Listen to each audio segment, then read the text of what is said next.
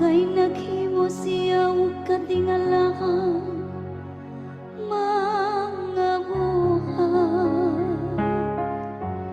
Ang iyang tuong kamot nakakabot og kadamugan alang kaniya.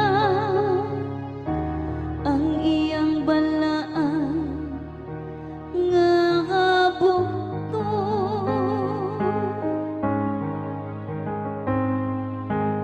ang tanang kautlahanan sa yuta nakakita sa makaluwas nga gahong sa Dios.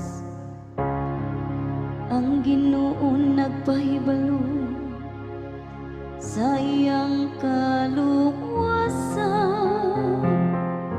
sa tubangan sa kanasuran, iyang gipahayag ang iyang katarong. Nahinumdum siya sa iyang kaluoy ug sa iyang kamatinod-ano alang sa balay sa Israel.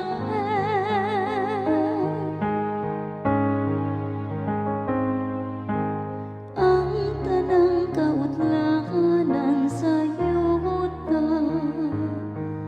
nakakita sa makaluwas nga gahong sa Dios.